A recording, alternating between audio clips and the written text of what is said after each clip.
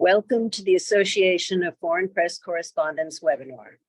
The subject is the dangers to press freedom and our search for safety. The Association of Foreign Press supports and defends the role of journalists and seeks methods of protection in a world that is increasingly violent and in which journalists have become the targets of intimidation, retaliation, physical, verbal, legal, and online harassment, and even murder.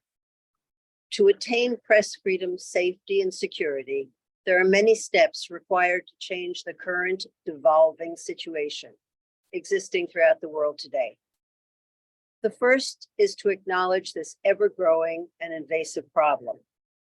The second is recognition of the factors as well as the precipitators. And the third is allocating resources, both financial and human commitment, and embracing tools that promote and protect all journalists. This work is at a nascent stage.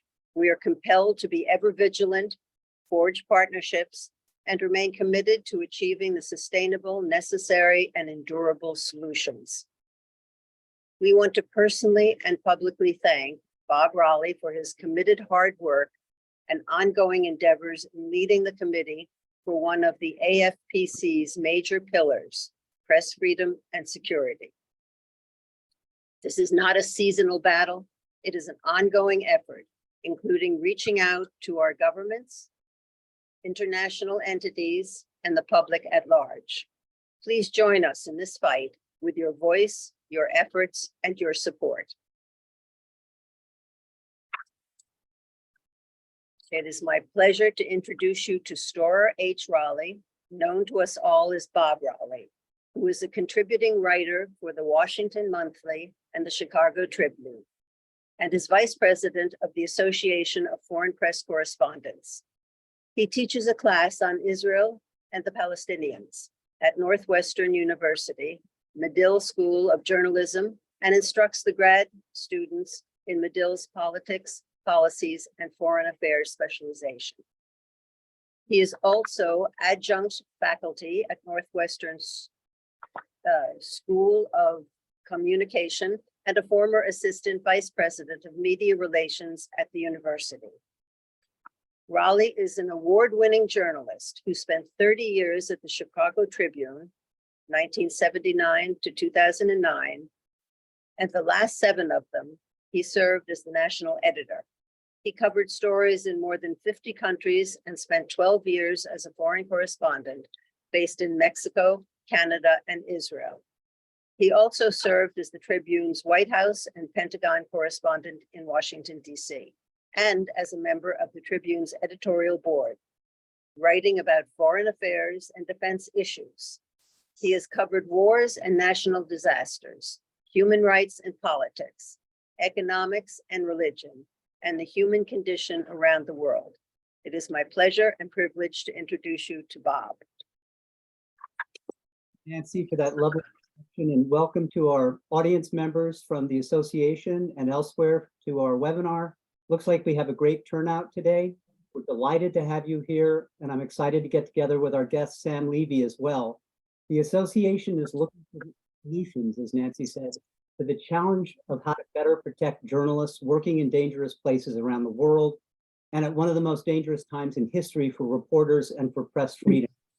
On that mission, we're also looking at new technologies and innovations that might keep journalists safer. And I'm delighted to introduce our speaker today, whose company has been working on some of these possible technological solutions. Sam and I did a podcast together for the association to mark World Press Freedom Day in May. And today we're going to go dig deeper into his knowledge and experience as an expert on global security and learn more about some exciting new tools that could be invaluable for better protecting journalists.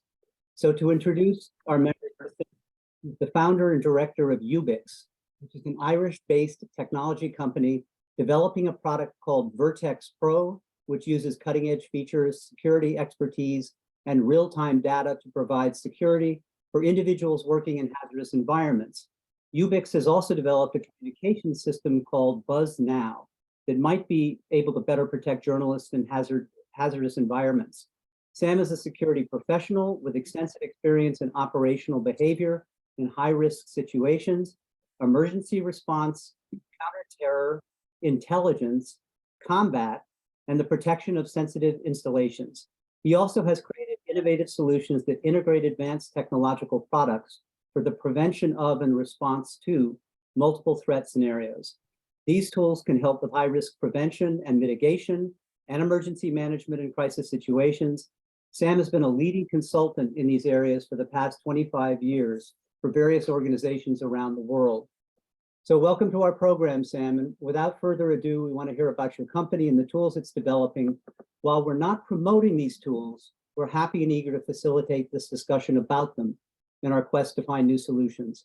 And I understand if there is interest from journalists who have offered to make Sam has offered to make some of this technology available for free for journalists who are members of the association.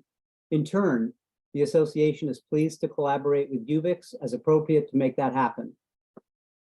Just some housekeeping. We encourage audience members to enter your questions in the webinar question portal, and we'll get to as many as we can, including during Sam's presentation if they're directly relevant. But we ask that you not record this, please. We will follow up with more information in the days ahead. So let's begin. Sam, please tell us about your company, Yubix. We're looking forward to your presentation and learning how your systems might help keep individuals safe in dangerous situations. And feel free. Thanks very much, Bob. Thank you, Nancy. Thank you, everybody, for being present today. So I'll dig right into the essential elements of information. Yubix has devoted itself to developing specialized technologies which will prevent and respond to multiple threats, and therefore it's very relevant to journalists' safety and security. What I'd like to say at the beginning before we dig into the presentation is to really ask you to comment and participate, and let's make this really an interactive session. The main pillars of what I'm going to be speaking today are for protecting journalists in high-risk areas, both at the prevention level and at the emergency level. So before I start, I'd like to differentiate between the two aspects because I think it's very important.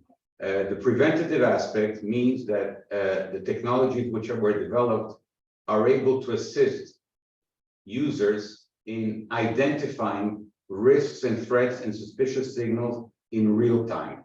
The whole purpose here is to connect the dots and be able to understand the situation at the micro and macro level and be able to respond before that becomes an imminent danger to your safety and to your security. At the response level, since sometimes prevention fails, the technologies also assist you in responding in the critical moments after you find yourself in an emergency. So with, if it's okay, first of all, is everybody seeing my screen? I hope so. And I can continue, Bob, right? Good, continue. Okay. So some very, very important points regarding technology. I'm a human factor believer, and I think technology can help human beings perform better. So what was developed, and these technologies, first of all, are fast. The speed of the information coming into journalists when you're in danger is extremely imperative, because if information comes fast, you're able to actually assess it and respond.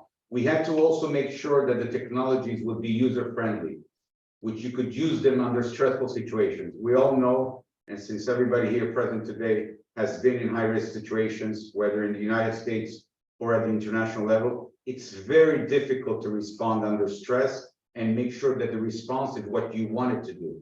So one of the things that we worked on a lot was making it user-friendly, and we tested the technology under rigorous conditions to make sure that everything would be viable and you could use it in real time. From the location of the buttons, from the visibility aspect, from making directives come to you via audio and via text, making everything possible so when you need that critical information, you can use it and it's applicable, and it's what we call actionable intelligence. One of the other very important pillars was to make sure that the technology will work for multiple scenarios. And as emergency experts that you all are, because you've been in such situations, you know that operational behavior in a fire or an earthquake is not the same as in a terrorist attack or in a tsunami or in a different kind of scenario like an active shooter. So when we wanted to address this technology, we wanted to make sure that it will work in different realities and for multiple scenarios, which could be small scenarios yet endanger the life of a journalist, but they could also be scenarios of a much larger and stronger magnitude. So today we're able to manage more than 200 scenarios, ranging from safety, security, terror, crime, and many more scenarios, which I'll be talking as I go forward. What you see here in the slide is before, during, and other. Okay, we believe, and the premise in developing the technologies was that there are many things you can do before you are faced with a direct threat. Many things. It will not necessarily prevent you from being in the danger, but it will make you sure that you are much more prepared. During, and when I say during, is in the first critical seconds, because until help arrives, usually most of the casualties and the biggest impact on your safety and on your security is in the first critical moments, and clearly after the incident, so that you can recover, and basically we minimize the impact of the emergency scenario. Clearly, and going back to the scenarios, we wanted this to be applicable both to domestic scenarios and international scenarios. And the reason being that sometimes domestic scenarios are maybe looked at as being less violent or less risky, but in some parts of the world, domestic scenarios can actually also manifest themselves and endanger the lives of journalists. Sam, just to interrupt, that could be mass demonstrations domestically if you're covering a big demonstration, or abroad it could be covering wars or terror incidents or natural disasters. Yes, definitely mass demonstrations, definitely riots, definitely any type of congregation of people. What we saw, for example, in the latest events in Paris is a typical example of where the technology could be used, because if you find yourself in an area of Paris where you are in these demonstrations, then you have to know how to react, you have to know how to evacuate yourself, and you have to make sure that the ongoing information that you're receiving is in real time and is actually representative of what is happening, so that you don't, by mistake, enter a wrong area or evacuate yourself in the opposite direction. So yes, critical data, riots and manifestations are an excellent example, Rob. They can become very violent and they can definitely become out of control. Clearly also the police, often what seems as a controlled demonstration can very quickly turn into something extremely violent. So we do cover these scenarios as well.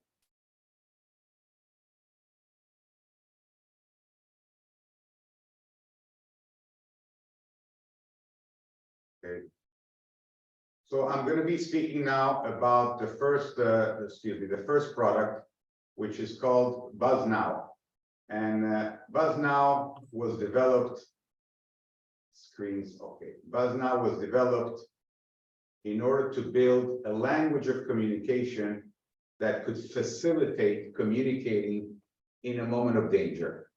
And the foundation to BuzzNow is that communication in dangerous areas and when things of a violent nature happen, the technology must be able to share critical information which is only relevant to what is happening, which is what we call EI, essential elements of information. And any other type of information which is not relevant is not going to help journalists nor any other users when facing a dangerous situations. And clearly this means raw, actionable intelligence, which is surgical and very much related only to what is happening.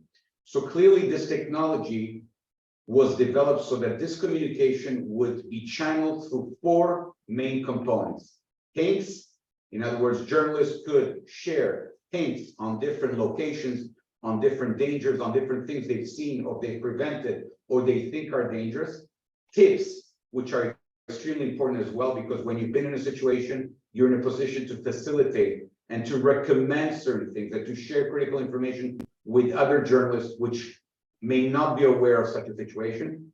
Clearly spots that are indicative of a certain scenario happening or a certain danger zone, and of course alerts. Now the reason why we only have these four channels is because everything outside these four things is irrelevant when you're sharing critical information in order to prevent or to respond in a dangerous situation. When you check, go ahead, Rob. So it's a technology for a smartphone platform. If you could pause a little bit on this slide and go through the three screens here, that would be useful. I see you put me on one of them as well. As I'm in. Yes, I did put you on one of them because you're an excellent example. So I did take the liberty to put you. Yes, so we're talking about a dedicated platform in which journalists which would join this platform would have a dedicated app. And the dedicated app would be only for a closed number of people, in this case, the journalists, which would allow you now to use the app to communicate through these 4 channels. On the middle screen, what we have here is an example of a buzz, which was sent in this case by Bob. And it contains on top, as you see, the location. And this is for example only, it's Odessa in Ukraine. There's a short description about why this event is extremely important. And clearly, in this example, the information is very, very short. And clearly, there are added files with media, pictures, video, and even a recording. Now, this type of communication, if it would reach other people in the area, would be imperative, but it would also be imperative if it would reach other people which are not necessarily now in Odessa, but may be going to Odessa again, or maybe reaching Odessa. And this buzz now would then allow to reach all the people connected in the platform. And clearly people, as you see on the right-hand side, on the right screen, people could comment and actually also relate to this buzz information, which in this case, Bob shared. The comments are extremely important because as critical information is being shared, we want to keep the cycle of live information, because disinformation in a critical situation is the worst thing that can happen. And Sam, this is one of the technologies that you may be making available for free to our association members. Yes, this is definitely a technology that we would welcome and we would make free so that journalists could join it, start using it. And we are sure, because we are using this technology in high risk, hostile environments in different industries, that the added value is incredible. It's a great communication tool, and it's only on the essential elements of information. There's a live map where you can see where other journalists are. So clearly this is extremely important also, because when you have a colleague reporting from a certain area and he's warning you on hint, a tip, or spot on alert, this is also extremely helpful, so that if he or she needs help, that other buzzers, other members of the community will be able also to assist. And one of the purposes for developing this technology was the community global base to it. We wanted actually not only to protect one single journalist, but by protecting each other, it's a win-win situation. So it's a global community tool where journalists can actually be part of the solution and actually communicate it on related events, which may not necessarily be related only to very high-risk events, but also domestic events and also lower scale events. So if I'm on the ground in Odessa with CNN or with Insider or another news organization, I can use it to communicate with my colleagues who are also in the war zone somewhere, or other journalists for other news organizations as well. Yes, you could actually share your buzzes with everybody, depending on the type of information you're sharing. You may be in a situation that you want to actually share this information with everybody around you, but also at the international level. And you may also share this critical information with an organization, which could be your newspaper organization, because by attaching media files and attaching audio files, you're actually sharing not only ongoing information on your status, you're helping other people in the area, but you're also sharing this critical information with the outside world. And so the answer is absolutely yes. There is a very interesting feature in which you can actually limit the geographical area where you receive buzzes from and where you send buzzes to. So if you're operating in an area which is, for example, not in Ukraine, and you don't want to receive any type of hint, tip, alert, or spot from Ukraine, this is something that on the app you will be able to define and restrict to get buzzes only in the area of your interest. Again, it depends on how large the global community is. It depends on how many journalists are in the platform. It depends on their different geographical locations.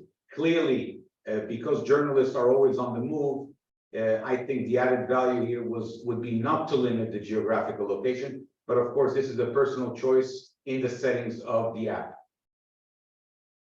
One other thing which is very important that you see there is you see there that there are stars of ranking.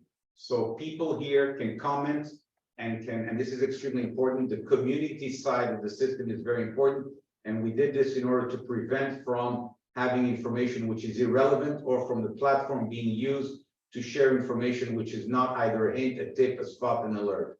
And clearly the rating system there will dissuade and will deter if somebody will start to use the system for information which is not pertinent to the area. What you see here under the word attempted kidnapping, under Odessa, violence, surveillance, stabbing, these are tabs in which there are buzzes coming in each of these macro areas.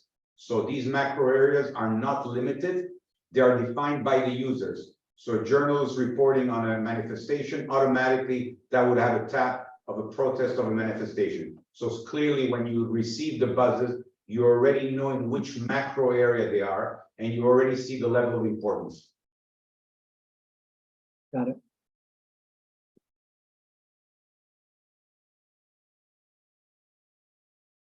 Okay. So like I was saying before, it's real-time media tailored to safety and security only. We don't want to use the system for any other type of communication.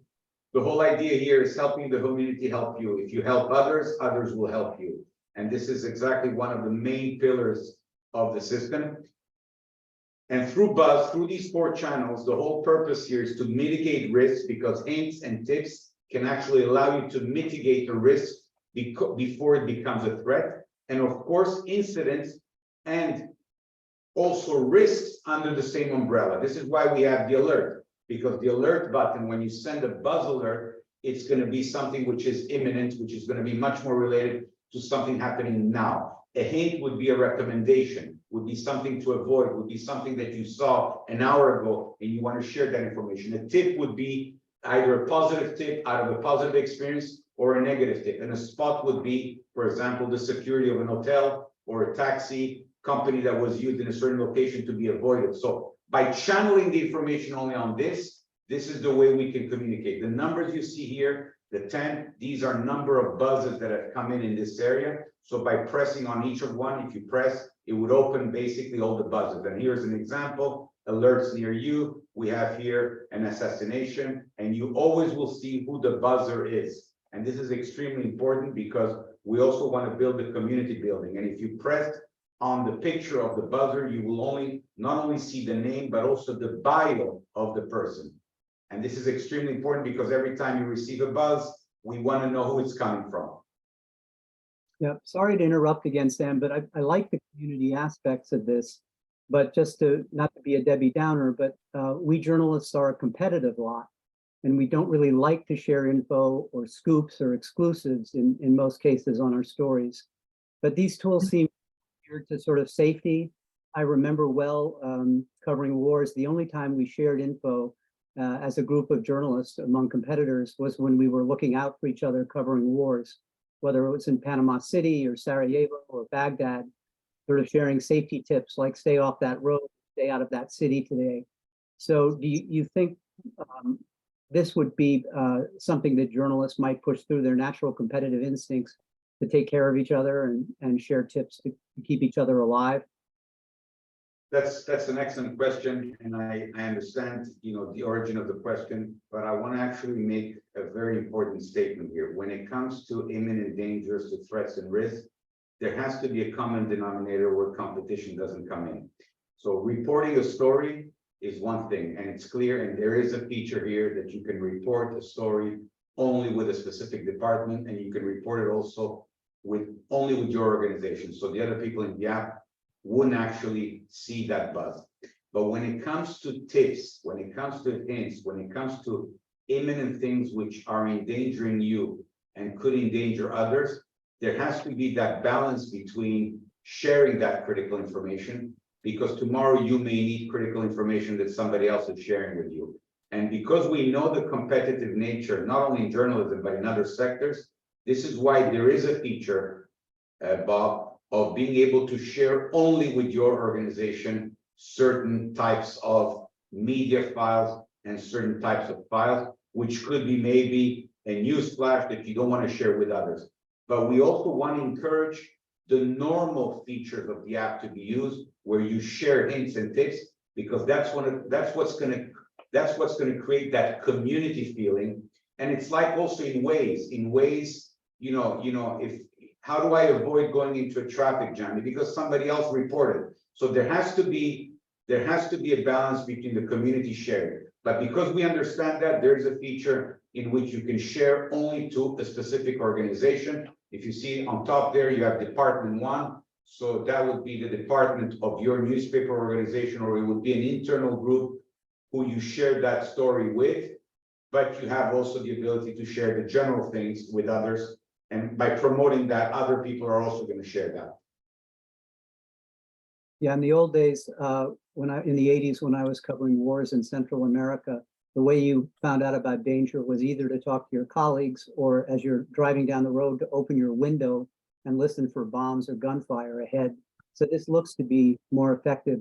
But would it work in war zones where technology is broken in many cases? Would it say it would work in Kiev thanks to Elon Musk's? Yeah, well, there is a feature also that allows you to send these buzzes without actually being connected to the internet. And all war zones are actually daily zones where journalists operate. So whenever you have a tool, if it doesn't work in a war zone, if it doesn't work in a high-risk conflict area, then that tool is not actually applicable. These tools were developed, and Bob, just to give you a background, I come from a background of combat, of high risk. So, I mean, I'm not myself a journalist, but I've been 25 years in counterterror and anti-terrorism. I've been in a number of very significant high-risk events. And these tools were not developed just by a software company. These tools were developed exactly to close the gap and to actually be able to assist those that are in need, not those that are at the desk, those that are on the front line. Those that are at the desk can also benefit from this tool, because when they're getting critical information, they can make better administrative and tactical and intelligence decisions. So, but this was made for people which are in the field. And when you're in the field, you need critical information, but only relevant information. Irrelevant information will not help you when you are in a dangerous situation. So the foundation of these tools was exactly to tailor to this. And that's why at the beginning of the webinar, I said that it's a holistic tool, because there's a very, very operational balance between the preventative side and the emergency management side. Now they're interconnected. So yes, absolutely. War zones, but also daily coverage in bad areas where you could be in danger. It's completely applicable. Actually, the best way to actually answer your question, Bob, is to test it. And I welcome testing it. I think that's the best approach. We've tested it and we're using it. So we know that, but I think if there is skepticism, I welcome using it, and you will immediately see on a daily basis the added value. The second product that I want to introduce today is called Vertex Pro. It's not exactly the same as Buzz Now. It does have a common denominator, but it's tailored more for actually giving you directives when you are in an emergency situation. And here the system operates not through a community-built platform like Buzz, but through predetermined organizational departments, which are actually feeding information in real time. So Vertex Pro has 3 modules. The first module is called Bingo. We use it today in airports. We use it in higher-end sensitive installations for identifying any type of suspicious activity through channels of observation, communication, and interviewing. Identifying suspicious signs is probably one of the most difficult aspects of security, especially when you're working in different topographical regions of the world, where the body language, the nonverbal communication, the customs are completely different. What Bingo does, it allows you to, in a very rational manner, through the use of an algorithm and through the use of suspicious signals and indicators, to identify anomalies. And these anomalies generate recommendations for you to follow, so that there's no escalation of a situation. So in an airport setting, for example, identifying a suspicious passenger, or in an interviewing process, you have to be able to identify where this passenger is lying and how he or she can be a threat to the flight. This is where bingo comes in. In a journalist environment, it could be used in actually looking and identifying any type of anomalies around people through observation, through interviewing of people, through also interaction with potential sources. And clearly we tailor to the specific and cultural and political context. Bingo is about connecting the dots in unpredictable scenarios and being able to generate a report that will actually give you automatically risk components so that you don't worsen the situation. You can also have in bingo briefings, you can brief your journalists, you can brief your people on the ground, exactly what to focus on, what not to over prioritize, what not to under prioritize, so that you only look at what could be suspicious. The whole idea is that through Vertex Pro and through bingo, what is normal is unimportant. What is normal, we don't care about. We only care about what is abnormal. By focusing on the abnormal and knowing what to look for, you're basically creating the abnormality to come to you. You're actually being able to identify because you know what to look for. Because you all know that when we observe often, we only see things after they happen. Why? Because we weren't focused on the essential elements of information. So this is what this module does, and it's extremely effective. And like I said, it's working already in different environments.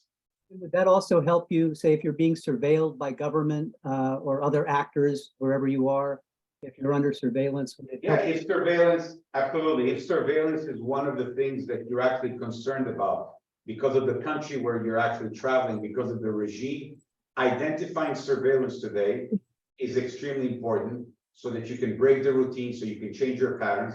And if you want to identify surveillance, you would actually be able to use the system for that purpose. So the answer is yes, exactly.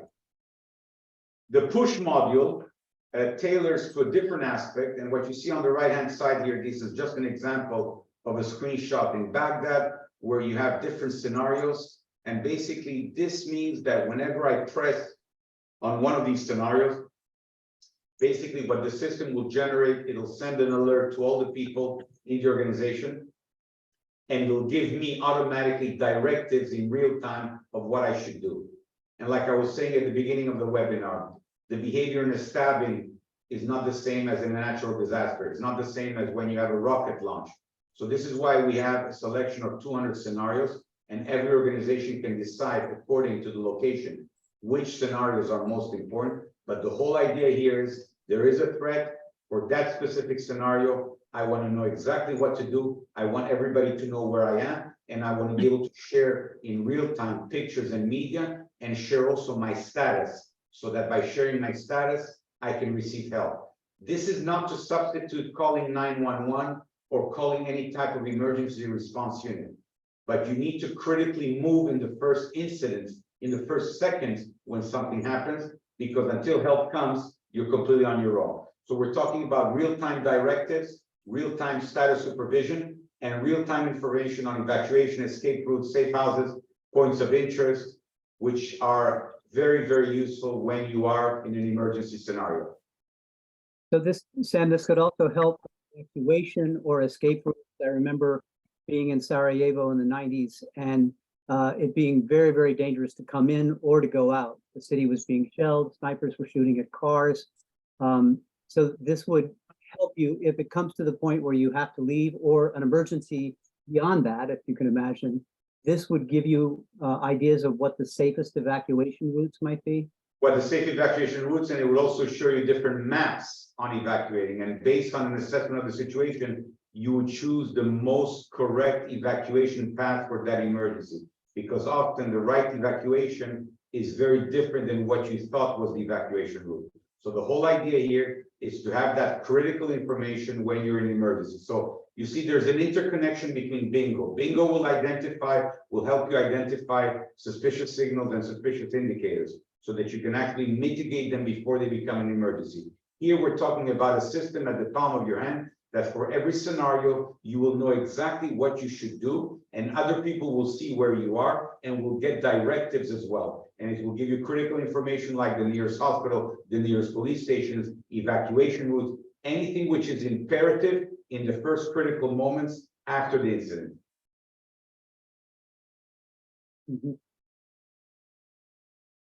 One more module of Vertex Pro, which I think is very pertinent to journalists, is the ability in the same app to share critical media on the incident, the location, and the activities taking place.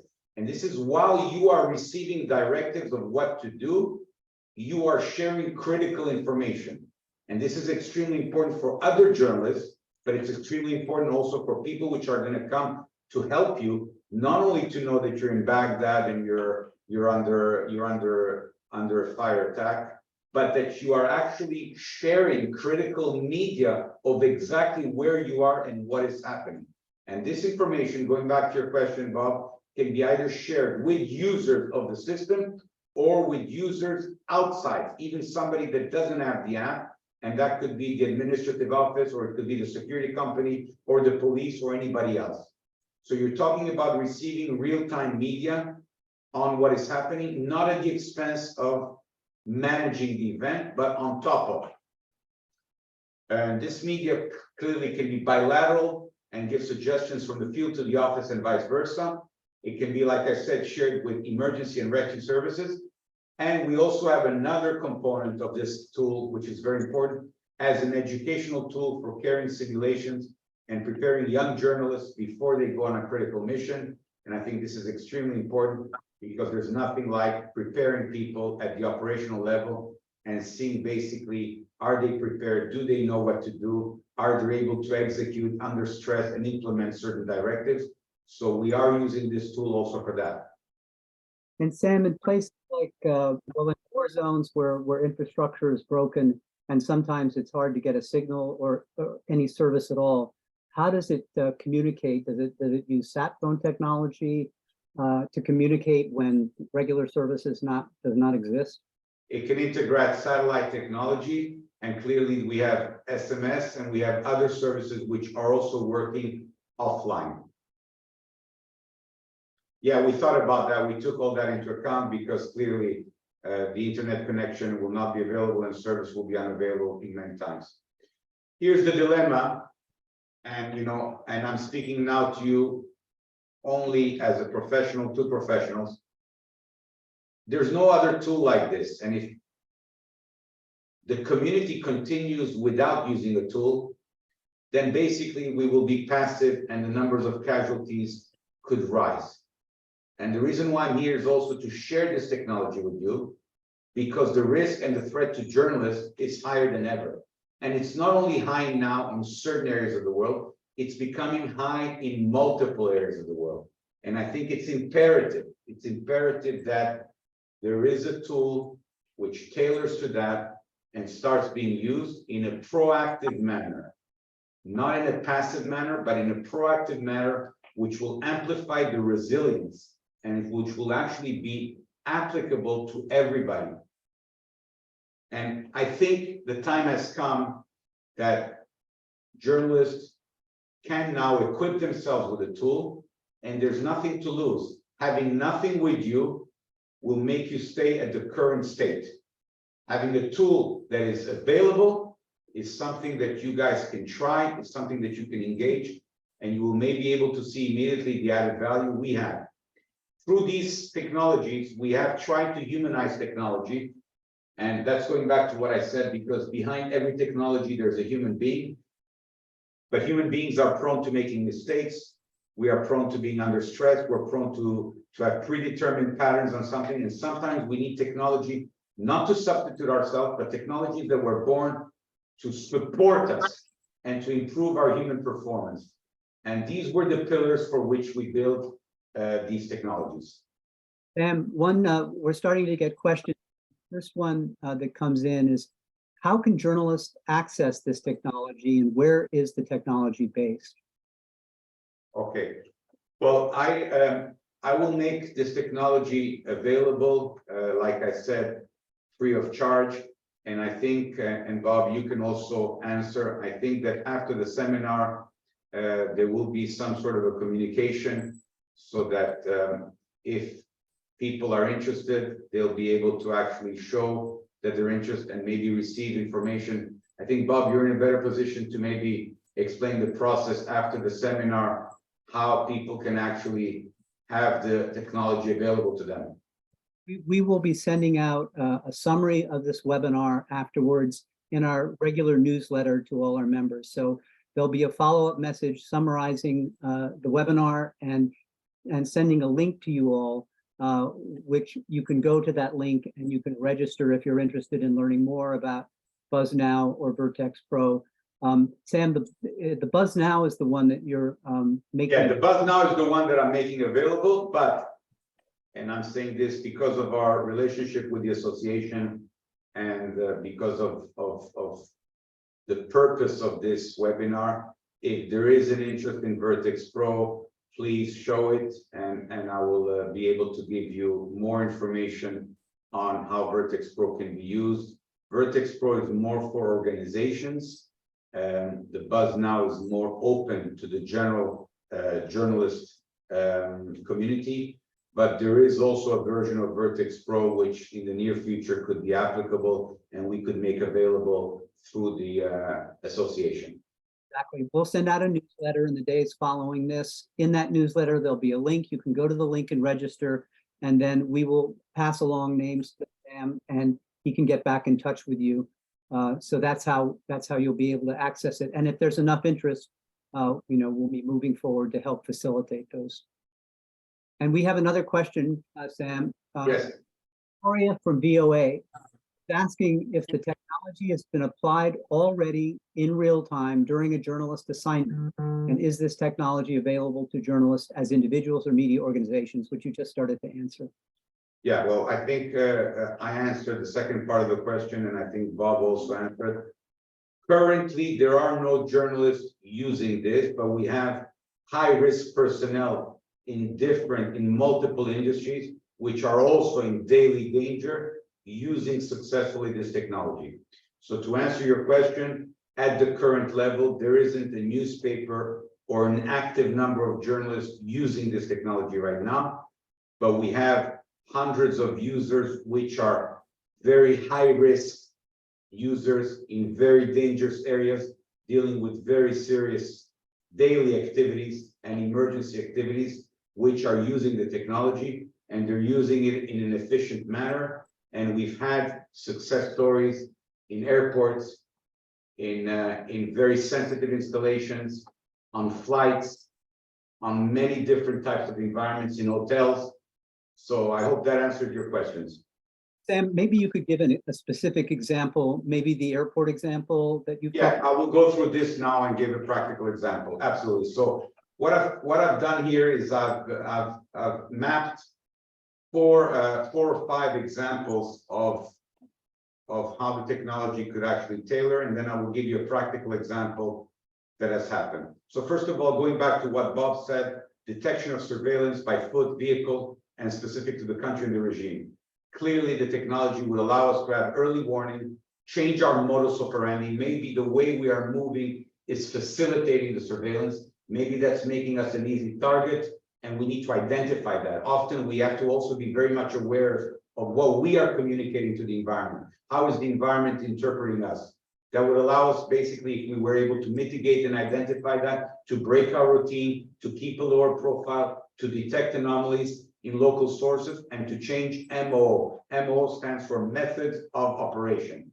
Sometimes you need to change your method of operation, but you need to do it based on concrete data, and you need to do it after you've identified an irregularity so that you choose the most correct way to break the routine. Another very classical use case is vectoring the threats and the methods of attack. Often vectoring the threats means understanding exactly how those threats manifest themselves. And here I say methods of attack because a threat sometimes is concrete, but without understanding the method of attack of that threat, we're actually not really understanding how that threat can manifest itself towards us. So both technologies, and Vertex Pro and BuzzNow, through everything they're generating, will allow us to understand not only the type of threat, the method of attack, and the scale of the threat. And clearly that will allow us then to generate preventative tactics in our communication, in our nonverbal communication, in the way we select an hotel, in the way we select the room, in basically defining what the right escape routes are, or even in how to create deception on the other side in order to be interpreted the way we want to be interpreted.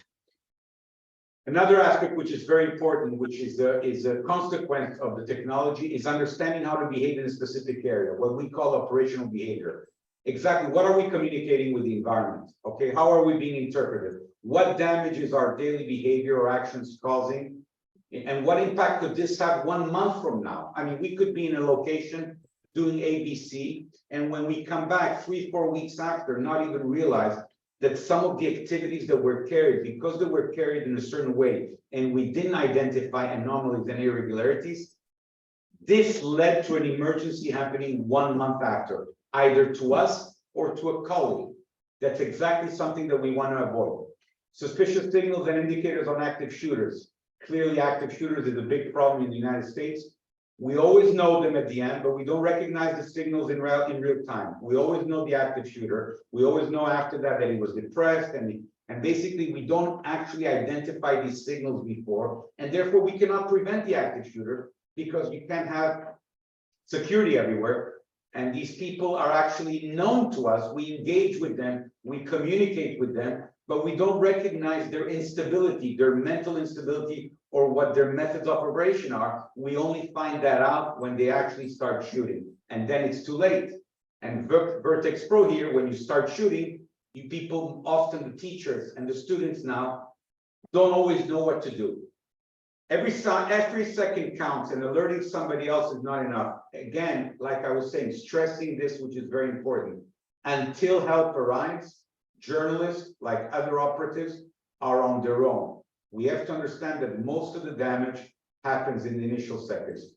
Now, to give you a practical example, in an airport, we had the use of the technology in identifying suspicious passengers which were going to board the flight and actually had very hostile intentions. They were identified because of the technology. We even had the technology being used by cleaning personnel in a very large installation, which detected articles that were bombed. And why were they detected by the cleaning lady? Because other people don't actually see or know what to look for in a bathroom. If you enter a bathroom in an airport and you see a bag there and the door closed, you automatically assume that that bag belongs to somebody which is actually in the bathroom. So in this example that I gave you, the technology was given even to the cleaning personnel in order to have sensors strategically be present in multiple areas of the sensitive installation, so that you could get early warning even from people that have no training whatsoever.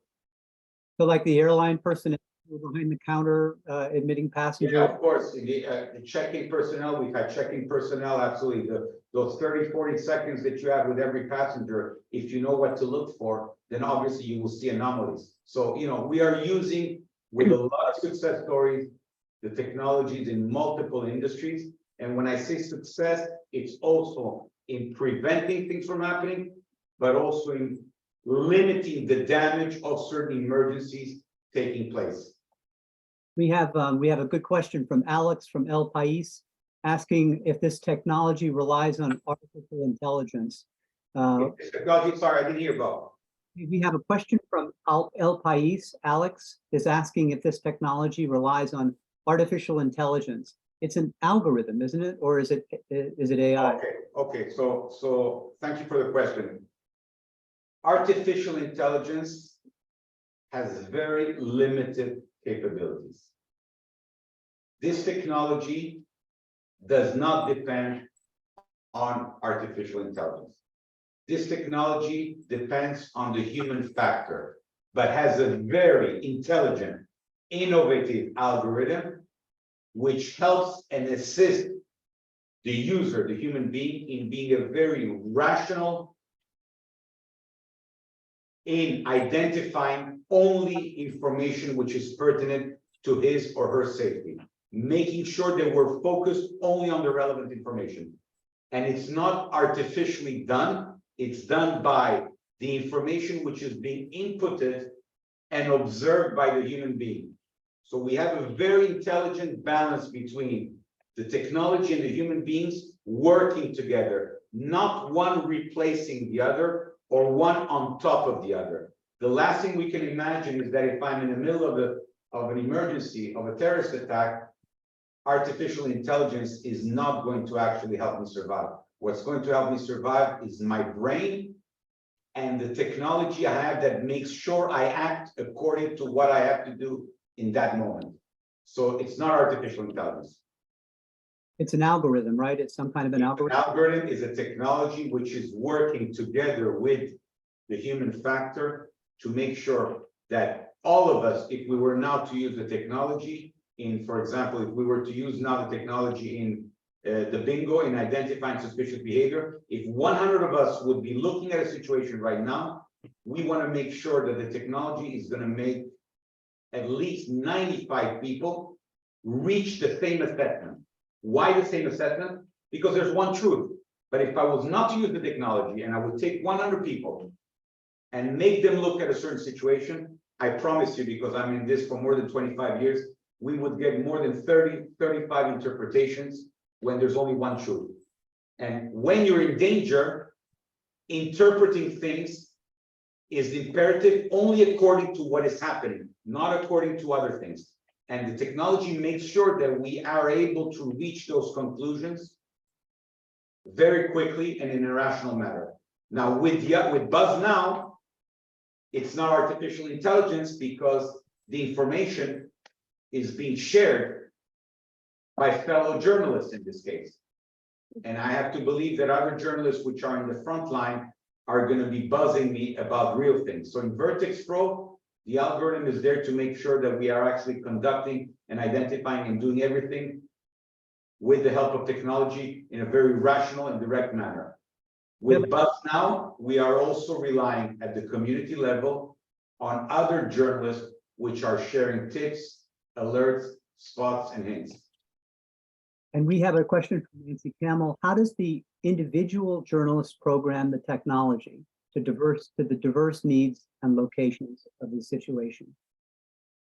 Well, basically in Buzz now, all you will have to do is basically register, download the system, and after that, you will actually be asked a little bit of information about you, your location, just the standard things that you have to actually allow when you're using an app. You will have your profile built with the information that you want to send about yourself, and you will go into the settings and you will just say in which areas you want to be buzzed or you want to buzz to. And after that, it'll start working. So really, the onboarding is extremely simple. From the moment you register, within 10 minutes, you can start using the system. It's user-friendly. Is there training involved with either one, Buzz Now or Vertex Pro? There is training involved. There are manuals, there are videos. We will be sharing all this information. But again, I repeat, and that was my first slide, we made sure to make it extremely user-friendly. When you have a lot of operational experience, the last thing you want to do is make technology complicated. You want to make it very simple. So the onboarding process is very quick and very simple. I also remember, Sam, when you're in a dangerous situation, a lot of the time your brain goes blank, you're terrified, you forget your training. I once tried parachuting and trained all morning to jump out of a plane. The second I left the plane, I forgot all the training Exactly. But that's exactly normal. And imagine right now, I mean, you did it with an instructor and you forgot the training, but imagine right now being in a situation and being able to receive real-time directives to help you actually get out of that situation. That's the best friend you can ever have when you are in danger. The best friend you can ever have. And my whole purpose here in the development of these products was to create a new standard of safety and security. And hopefully, I hope I haven't bored you and that I've generated some interest in your part. And I'll be very happy to know that some of you will actually welcome using the technology. A couple more quick questions. A lot of journalists in the past have done hazardous environment training with SAS or former special ops folks, where they take you out in the countryside and do various things that simulate maybe a terrorist kidnapping or something like that. How is your system different, or would it help in that kind of a situation? First of all, any training that you get provided, it's realistic. and provided it represents and simulates how real occurrences are going to happen, then I vouch for. Often trainings are applicable in a very limited way because, like you said, Bob, you either forgot that, you forget that in real time, or because it's difficult to implement what you've been taught. And then training becomes very interesting, but it becomes limited. We also train people, but we train them also to have very simple solutions for multiple tasks. So training somebody to survive a kidnapping is very good, provided you're going to be in confinement, provided you're going to be alone in a 2x2 room, and you'll have to actually not drink water and eat, and you'll be maybe a little bit tortured and everything. This is important, and I'm a believer of this training. But that's not going to help you when you're going to need to prevent a kidnapping. That's going to help you when you've been already kidnapped. And therefore, we have to differentiate between what training does in order to familiarize yourself with what you'll be subject to, so that at least your body and your mind know what a kidnapping looks like. But that's completely different than preventing a kidnapping to start with, or identifying all kinds of signs which are going to lead to a kidnapping, or surviving in the middle of a violent riot. That training is not going to help you. So again, training is very important, provided it fits the reality and it gives you answers when you're faced in those multiple scenarios. So we do offer training as well, and it's very hands-on training, but training has a limited applicability. We tend to forget what we learn. We tend to go back to our instinctive reactions and not really are able to use the biomechanics of what we were shown. And often training, which is also not necessarily tailored to fit multiple scenarios, will make you do tunnel vision mistakes. I will try to apply something I learned in surviving a kidnapping in the middle of a stabbing, and the copy paste doesn't always work. Okay, we're going to have to leave it there. We've got 1 minute left, and I want to thank you, Sam, very much for taking the time to go through this technology with us. If anyone is interested in learning more about the systems, the association, as I said, will be sending out a link in our regular email in the days ahead. So look for it, please. You can go to that link and register, and then the association will work with Sam on the follow-up and to provide more information. And unfortunately, that's all the time we have. A couple quick things. Thank you so much for joining us, Sam. It's been fascinating. And this aligns again with the association's dedication to trying to find new and better ways to protect journalists in high-risk areas. Technology might offer us a pathway. Who knows, even AI at some point may help with safety situations, but don't worry, it still can't write as compellingly as we can. Not yet anyway.